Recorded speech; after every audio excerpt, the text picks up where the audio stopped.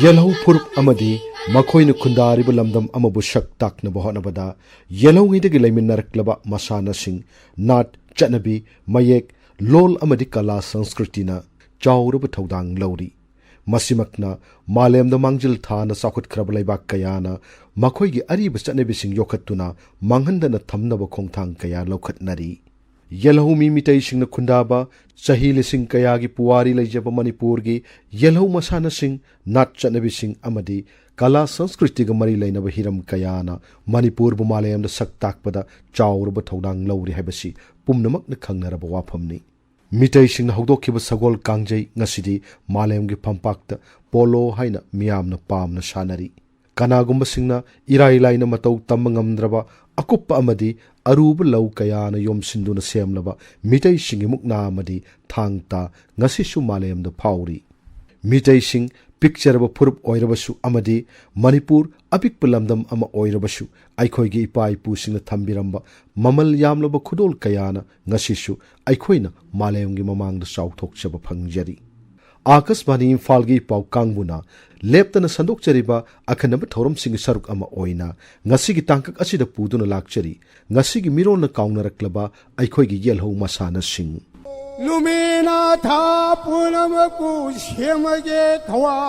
Meeteisingi asi Masagi Thak Wang Labuang Lon Lejaba, Malayamgi Ariba Purup Singi Manung Amani.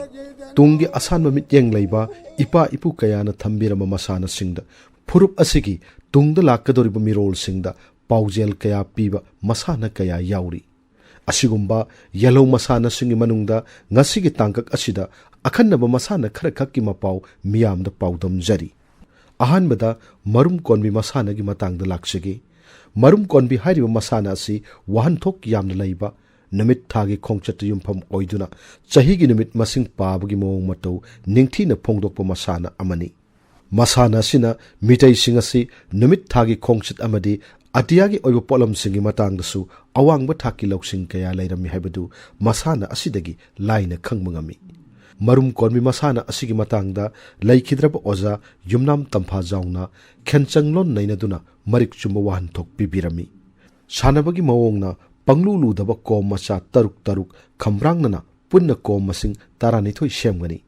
Kamrang Nariba Kom Taruk Adugi, Mako Itang Tangba Kom Amamam Adu, Mapi Kaugani. Mapi Kom Aniduda, Maru Taruk Aduga, Lemho Riba Kom Tara Adudana, Maru Manga Hapgani. Kom Taruk Amana Sanaroi Amagi Aduga, Atopa Kom Taruk Amana, Anishuba Atopa Sanaroi Amagi Oigani. Mioi Anina Masana si Sanaminagani, Sanaba Hobada, Sanaroi Amana, Magi Kom Amadagi, Maru Loina Lokatlaga, Yet Lomdagi Oiromda, Kom Amata Kang the Bida, Matang Amamam Haptuna Yengani. Pairiba Maru Adu Loiraba Matungda, Matangi Kom Dagi Amuk, Maru Pulap Lokatlaga, Matang Manang Naina Yenduna, Maka Chatagani. Maru Loikiba, Mapa Chanana, Tangnaba Kom Hanglabadi, Hangliba Kom Adugi Matang the Ladiba, Kom Adu the Yaubu Maru Singdu, Kom Kangle Haiduna, Sanaroi Adugi Oigani. Maka Satarakpada, Atopa Sanaroi Aduna, Ahanba Sanaroi Aduna Taukibagumna, Sanaba Hogani. Kom Kanglakpa Matamda, Maru Loksinduna Chanagani, Asumna, Matang Sataduna, Maru Yamba Tanagani. Mana Konsinaramba Maru Singadu, Amuk, Magi Nakanda, Sanaroi Aniduna, Hakut Naduna, Sanaba Maka Chatagani. Sanaroi Amana, Magi Nakangi Kom Sing, Maru Suna Bahapangam Drabadi, Ahangba Kom Singadu, Atopa Sanaroi Adugilum Oigani. Maru Yalakpada, Lum the Yawu Maru Singdu, Lum Mapugi Oigani. Marum Konbiki Nungi Oibuahan Tokti, Sananabagi the Makta Semniba Kom Taranitoyasina, Ta Taranitoigi Masakni. Kambrang Nana Ladiba, Kom Taruk Asigi Manungda, Kom Taruk Amana, Kalen, Aduga, Kom Taruk Amana, Kumbi, Aduga, Kambrang Nana Ladiba, Kom Taruki, Yet Tangba Kom Aniduna, Amana, Sajibu Mapi, Aduga, Amana, Mera Mapi Kaui. Mera Kom the Hapliba Maru Singna, Numitki Masakni. Tha Pankhalakpa, Sitarakpa, Anigi Numit Masing Kuntra, Punna, Thagi Kongchatki, Sahiyamada, Numit Chahum Humpu, Amasung, Numitkina, Sahum Humpu Manga, Animaki Matam Pabagi Mawong Takpani. Nakal Amagi Maru Masing, Punna Kuntra Matoina, Numitki Thasat Kuntra Matoina Saba Yauri Haba Takpani. Maru Amamam Yenbada, Thagi Thajatki, Numit Masing, Manga Watpadu, Numitki Thajatka Manarak Nabahakatpani. maru yalakpada ahangba kom ama leiraga mathangi komgi maru loksilibadu numitagi mathang thagi loksinduna thanabagi mawong takpani lum sokpa yadre hairabadi thada watlahuba masing adu numitki masak oikiduna hapkat khare sooroi haibadu takpani lum ahumdagi henba yade hairibaduna masak ama nairibadu sahi ahumda thananaba thokpagi maram takpani numit chahum humpuni na saba sahi gi awatpa numit masingbu chahum humpumanga makhai na saba sahi gi mananabagi damak tha tara nithoi gi masak lauriba kom singaduna mapi oiduna watlahuba marumgi masak oiba numit singadubu kolaga tha oire I haibagi marum konbi haina kaubani haina phongdok pirammi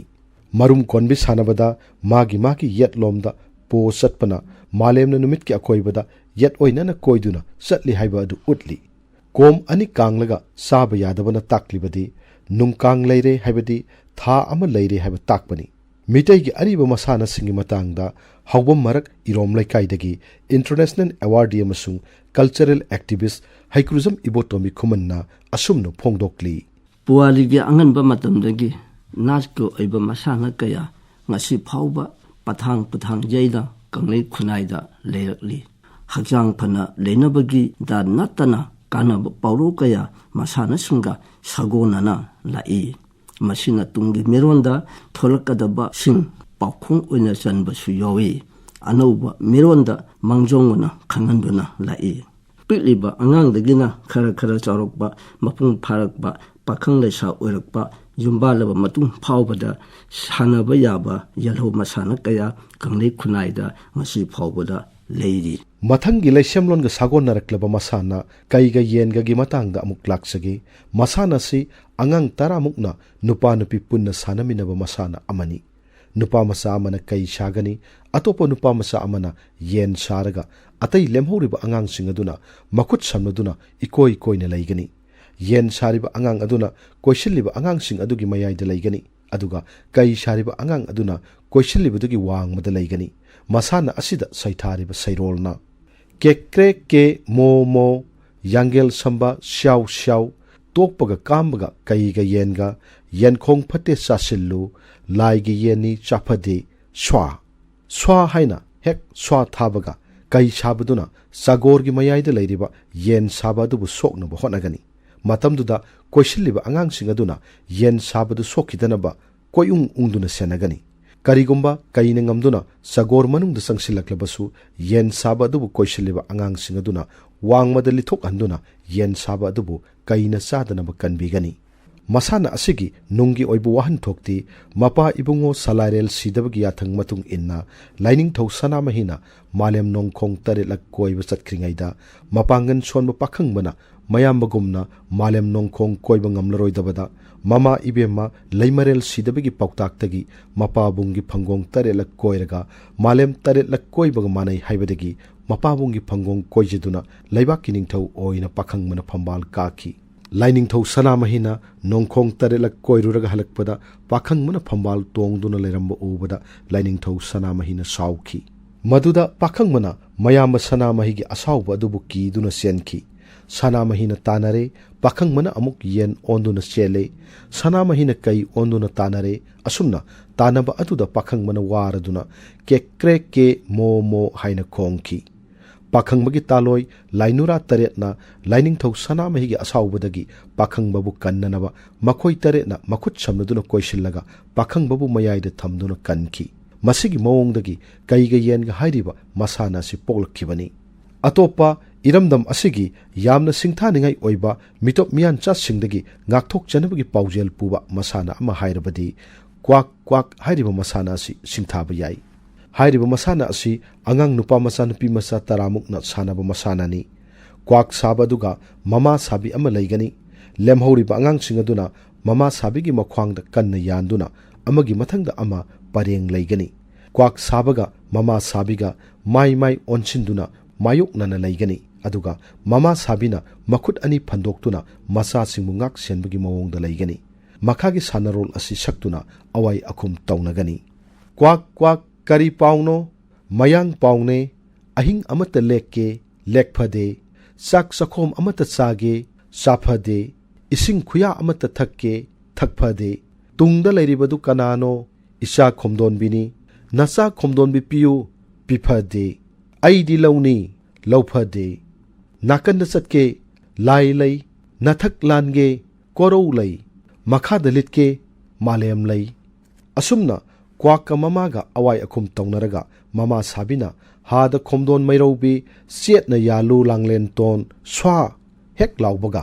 kwak na mamai ithang thangba angang adubu soknaba thadat na hotnagani matamduda mama sabina masa singbu phakhidanaba koithat thatuna ngakani tawbatabu pareng talanbadi yade kwak sabana ngamduna mamai ge angang adu sokhrabadi sare sare haina satokani asumna mathang mathang kwak na sana na hotnaba aduga mama sabina ngakna na hotnaba masanani khunai londasu pautak oina pibiramba masana amani masana asigi wahan thokti asumna piri nongchup longgi miyan cha singna iramdam asida saidangna sangsilakpa amasung makhoigi khongpham siatna honarakpada aikhoigi iramdam asida leijariba irai cha singna miyan cha singbu khongul taraktanaba ngakthok sabagi mawongni haina phongdok pirammi pisum thong nongthomam merektagi masana sing asibu hakthengna thengnarakpa wangkhaimayung kamesorna akasbani Imphal gi ipau kangbuda asumna phongdokli lamdam chigi angang singna mamangai yamna pamna sandanamba masana sing mangsilakpase yamna laibak thibani masana singduna hakchangda khunaida piramba kanaba singdo masana singsina mangkhrabani na kanaba su phangdre lenga manaba masen punsinduna sandaminaduna nomugi unajaramba apunbagi pangan sagatlambagi acho masa oirambudu su mangkhre aigi wakhalondagi mansang laliba yelhou masana singse state level gi thakta puthokduna khadang kalauba pamjei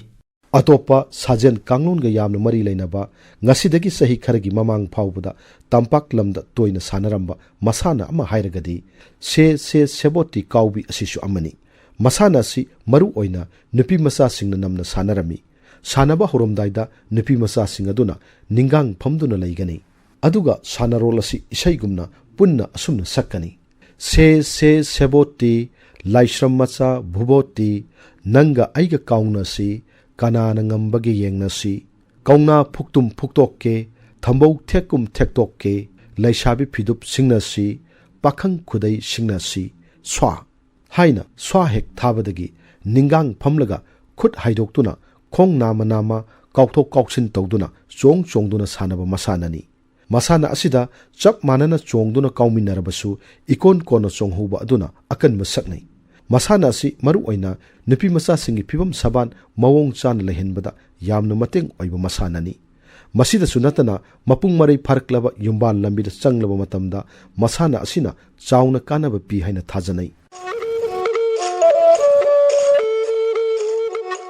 ningsingba thoktraba matam miga laiga samnaringai ningthorol kaya phauna lisang sitna puariga sagona duna laklaba aikhoigi phajaraba masana kaya honglakliba matamgi yawolna nathai biramlabasu iramdamgi pukaida marang kaina leiri matam mamada lamjau lampak kayada chen chongduna maning tamna sanaramba masa singbu numidang wairamgi matam yoroklabada mama oibisingna kaubagi nungsiraba khonjel takhidaba kuirakle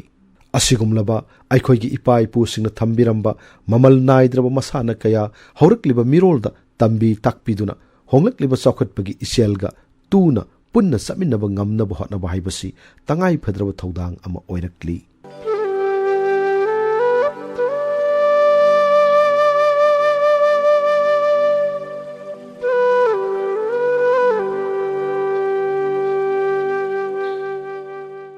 matang asida akasbani Imphal gi ipau kangmuna puthokpa akhanaba thoram ngasigi mirolna kauthok pikraba aikhoigi Yelhou Masanasing loijare thoram asigi aiba Thokchom Jogendrajit news editor thoram puthokpa Gangte assistant director news lanthok sakiba Ngangom Kiran